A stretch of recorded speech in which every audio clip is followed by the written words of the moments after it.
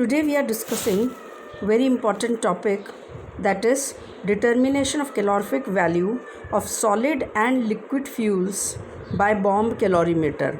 I again repeat, here we are discussing the experimental setup for determining the calorific value of only solid and liquid fuels and not gaseous by bomb calorimeter.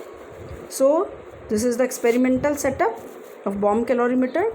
You can see inside there is a small bomb stainless steel vessel which is called as bomb. Now this stainless steel bomb, it has a lid which can be screwed, and the lid is provided with screws so that it is packed completely. Now the lid carries, it has 3 holes, and out of the 3, 2 carry the electrodes. You can see the electrodes, they are connected to battery, 6-volt battery through connecting wires, and the third hole has oxygen valve. Inside the bomb we have kept a crucible. Now this crucible carries a weight pallet of given fuel sample, the sample for which we have to determine the calorific value. Now you can see the magnesium fuse wires. The fuel, it is connected to electrodes with the help of very fine, very thin magnesium fuse wire. Now this bomb is now kept inside a calorimeter, that is, which is made up of copper. So it is called copper calorimeter. The copper calorimeter contains water, and inside this water are dipped. First is the Bachmann's thermometer. You can see it is dipped inside the water. Then it carries the bomb with all the accessories. Then it carries the stirrer, that is electrically operated stirrer is there. Now this copper calorimeter in turn is again kept in an external vessel made up of stainless steel. Now this external vessel is double layered, and inside there is water jacket, and between the copper calorimeter and the outer vessel there is air space. So this is because no heat should dissipate outside to the surroundings. So this is the experimental setup, and before starting the experiment, what we do, we first take the weight of water which is inserted inside the copper calorimeter. We note down the weight, and suppose this is capital W. We note the weight of the pallet of given fuel, and like before inserting water in the copper calorimeter, we first take empty copper calorimeter and put all the accessories in it, like we put the glass thermometer, the electrical stirrer which is made up of iron, and as well as the bomb. All these things we placed inside the copper calorimeter before starting the experiment when it is empty, and then weigh it. So this is called as water equivalent of copper calorimeter. And after noting down, and this water equivalent is denoted by, here we will be denoting by small w. So small w is the weight of water equivalent of calorimeter, capital W will be the weight of water, and the weight of weight pallet of sample will be, the pallet of sample will be the x gram. And then we set up the experiment as shown in the diagram, and we note down the initial temperature of water, and that is denoted as T1 degree centigrade. Now again repeat in Hindi. Students, आज हम पढ़ रहे हैं solid और liquid fuels की calorific value determine करने के लिए, और ये डिटरमिन की जाती है, ये प्राप्त होती है एक्सपेरिमेंटली बॉम्ब कैलोरीमीटर की सहायता से. तो बॉम्ब कैलोरीमीटर ये 2 चीज़ों से मिलकर बना, एक तो बॉम्ब है और एक कैलोरीमीटर है इसके अंदर कॉपर का. तो ये एक्सपेरिमेंटल विधि है, इसलिए इसका हम सेटअप पहले पढ़ते हैं. सबसे पहले तो आप देख सकते हैं कि इसमें बीच में सबसे पहले एक स्टेनलेस स्टील का बॉम्ब है. स्टेनलेस स्टील के वेसल को बॉम्ब कहते हैं। और इस बॉम्ब में एक जो इसका ढक्कन है जिसमें चूड़ी होती है, तो उसको जिससे कि टाइट फिटिंग हो जाए। और इस बॉम्ब के अंदर हमने रखा है क्रूसिबल। क्रूसिबल के अंदर है वह फ्यूल सैंपल जिसका हमें कैलोरीफिक वैल्यू डिटरमिन करनी है, उसको तोल लिया जाता है प्रयोग स्टार्ट करने से पहले। और इसके 2 इलेक्ट्रोड्स हैं जो कि बैटरी से कनेक्टेड है बाहर, और एक ऑक्सीजन वाल्व है क्योंकि ऑक्सीजन चाहिएगी हमें कंबस्शन के लिए। और ये पूरे बॉम्ब को हमने एक कॉपर कैलोरीमीटर में रखा है। जो बीच वाला वेसल वो कॉपर का बना हुआ है। कॉपर कैलोरीमीटर डबल लेयर्ड होता है। इसके अंदर हम जल लेते हैं और जल का भार भी हम शुरुआत में नोट कर लेते हैं। ये सारा सेटअप फिर से एक तीसरे एक्सटर्नल स्टेनलेस स्टील के वेसल में रखा गया है जो कि डबल लेयर्ड है, जिसके अंदर वाटर होता है लेयर के अंदर। और कॉपर कैलोरीमीटर और एक्सटर्नल वेसल के बीच में कोई वाटर नहीं है, केवल एयर है। ये इसलिए है कि जो कंबस्टन से फ्यूल के कंबस्टन से हीट लिबरेट होगी वो बाहर की तरफ न फैलने पाए। इसको नोट करने के लिए, इसको रोकने के लिए हम इसके बीच में एयर जैकेट या एयर स्पेस का इस्तेमाल करते हैं। अब हम जब एक्सपेरिमेंट स्टार्ट करते हैं तो उससे पहले हम क्या करते हैं कि कुछ चीज़ें नोट करते हैं।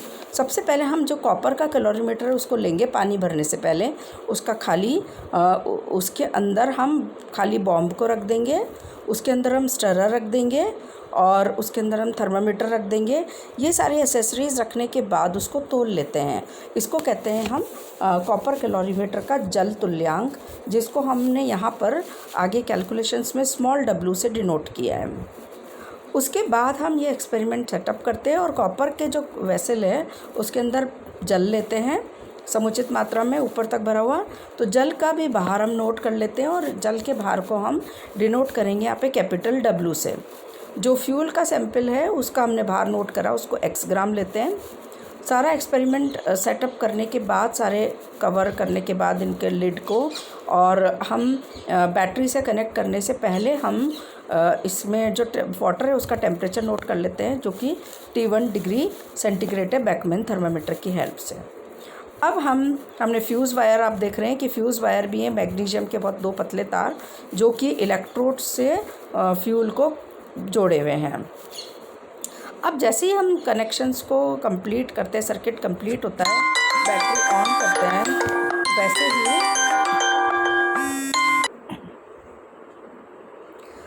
अब हम इसमें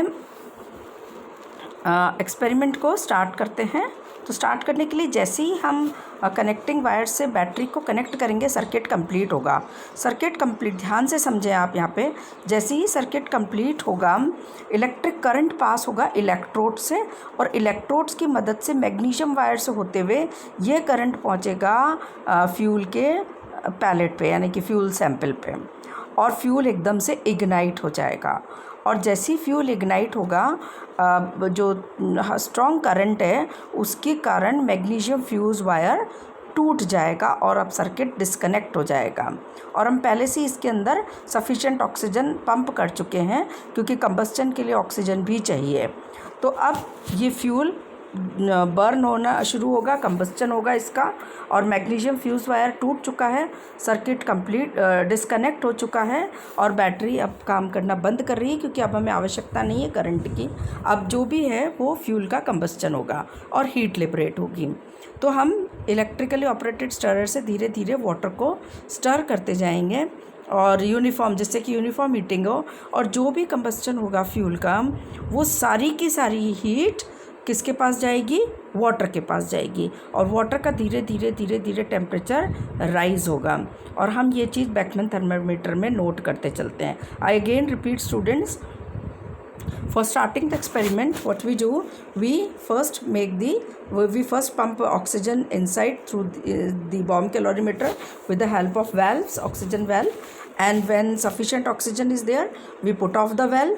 Now we connect the connecting wires to 6-volt battery, and as soon as the circuit is completed, battery is put on, current flows through the electrodes, and through the electrodes with the help of magnesium fuse wire the current passes to the fuel sample. Now the fuel sample starts igniting, starts combusting, undergoes combustion, and as soon as the current flows, the magnesium fuse wires, which are very thin, they get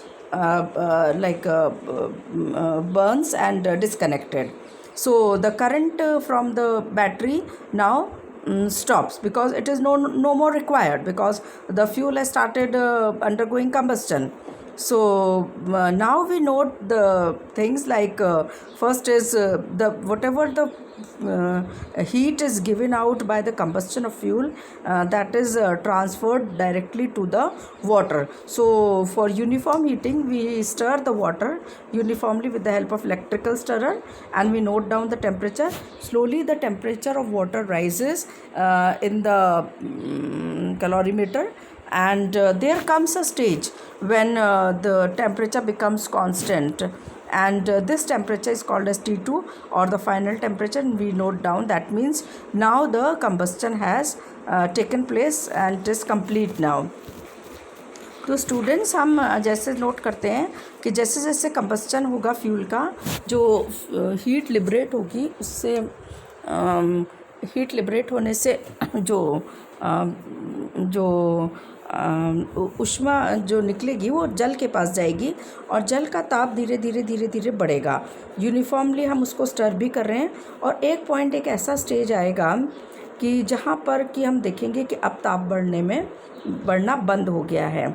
उस temperature को हम note करेंगे, वो final temperature कहलाता है, और T2 degree centigrade से इसको हम नोट करते हैं. यहाँ पर ध्यान देने वाली बात यह है कि हम ये मान के चल रहे हैं कि फ्यूल के कंप्लीट कंबस्चन से जो भी हीट लिबरेट हुई, वो सारी की सारी हीट किसके पास गई? वो सारी की सारी हीट वाटर के पास गई. अगेन आई रिपीट, जो फ्यूल का कंबस्चन है वो कंप्लीट हो गया, और उससे जो भी सारी हीट लिबरेट हुई, that has been passed over to water and helps in raising the temperature of water from T1 to T2 degree centigrade. हम ये मान के चल रहे हैं कि वो जो वाटर है वो T1 से T2 डिग्री सेंटीग्रेड उसका टेम्परेचर राइज हो गया, and the heat is not been dissipated to anywhere else. हम ये मान के चलते हैं कि जो ऊष्मा दी गई वो इधर उधर कहीं भी नहीं वेस्ट हुई, वो किसी भी और ऑब्जेक्ट ने नहीं ली. तो ये T1 से T2 फाइनल टेम्परेचर तक पहुंची, परंतु ऐसा नहीं होता है. तो जो भी फ्यूल के कंबस्चन से हीट लिबरेट हुई, वो पूरी की पूरी T1 से T2 में नहीं आती, यानी कि कुछ कमी रह जाती है. तो उस कमी के बारे में, उसके बारे में वो हम करेक्शंस में डिस्कस करेंगे, यानी कि अपने नेक्स्ट वीडियो लेक्चर में. तो अभी हम इसको यहीं पे कंक्लूड करेंगे. Here I have tried to explain you the experimental setup, then also I have tried to explain you the working, whatever I have repeated verbally, it is mentioned here. And now we move for the calculations part, that is we take the observations. ये कहते हैं कि weight of fuel taken in crucible x gram, weight of water taken in the calorimeter is capital W. Then water equivalent जल तुल्यांक of calorimeter, stirrer, thermometer is small w. Initial temperature of water in the calorimeter is T1 degree centigrade. Final temperature of water in calorimeter is T2 degree centigrade. And here we are calculating the calorific value, and that is the total calorific value. हम ये मान के चल रहे हैं कि जो भी हमें calorific value मिलेगी वो कुल होगी, वो टोटल होगी, ग्रॉस होगी, हायर होगी. इसलिए आइए उसको हम G से रिप्रेजेंट करें, G कैलोरीज पर ग्राम. तो अब हम कैलकुलेशंस लेते हैं. Heat gained by water, water ने कितनी हीट ली? Weight of water multiplied by T2 minus T1 degree centigrade, यानी कि यहाँ पे T2 माइनस T1 क्या है? राइज इन टेम्परेचर है. अच्छा, heat gained by water equivalent, water equivalent ने कितनी हीट गेन ली? हम ये मान के चल रहे थे कि सारी की सारी हीट वाटर ने ही ली, परंतु ऐसा नहीं है. कुछ हीट कॉपर भी एब्जॉर्ब कर सकता है, आयरन का जो स्टरर है वो एब्जॉर्ब करता है, थर्मामीटर है, बॉम्ब स्टेनलेस स्टील का, ये भी हीट एब्जॉर्ब कर लेते हैं. इसीलिए heat gain by water equivalent हो जाएगा small w into T2 minus T1 calories, that is T2 minus T1 यहाँ पे राइज इन टेम्परेचर है. अब अगर हम बात करें total heat gained, total heat किस किस ने कितनी कितनी ली, तो वो हो जाएगा W into T2 minus T1 plus small w into T2 minus T1 calories. अब हम इसको सिंप्लीफाई कर लें तो this is equal to capital W plus small w into T2 minus T1 calories. अब हम अगर इक्वेशन को left hand side is equal to right hand side की बात करें, LHS is equal to RHS, तो हम कहते हैं कि जितनी हीट दी गई, कुल कितनी हीट दी गई वो है हायर कैलोरिफिक वैल्यू, है ना। तो heat liberated that is given out by the fuel वो कितनी हुई, x यानी कि जो वेट ऑफ सैम्पल है इंटू जी यानी कि टोटल और द हायर और द ग्रॉस कैलोरिफिक वैल्यू। तो gross calorific value multiplied by the weight of the fuel sample will give you the heat liberated by the fuel. Now left hand side is heat liberated by the fuel is equal to right hand side is heat gained by water and water equivalent.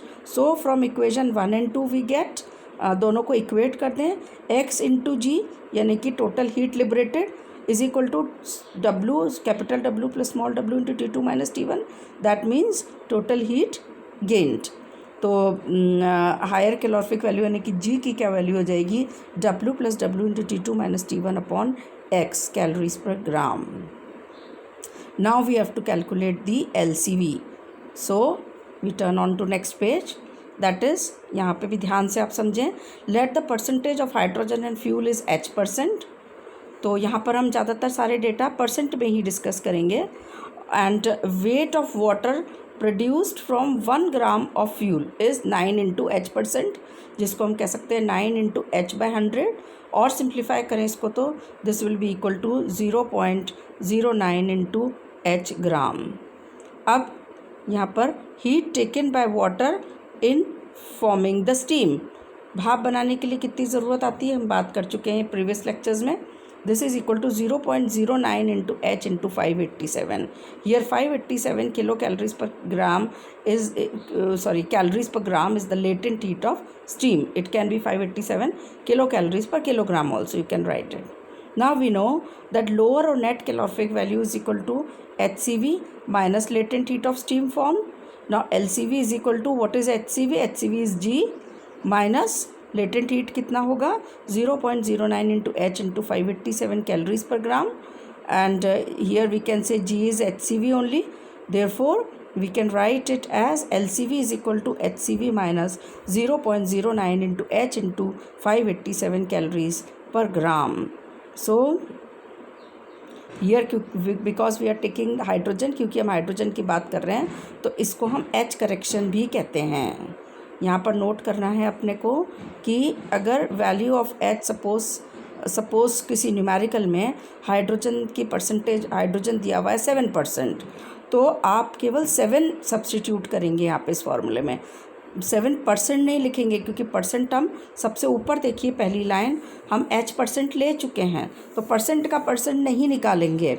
Therefore we will keep it as LCV is equal to HCV minus 0.09 to 7 to 587।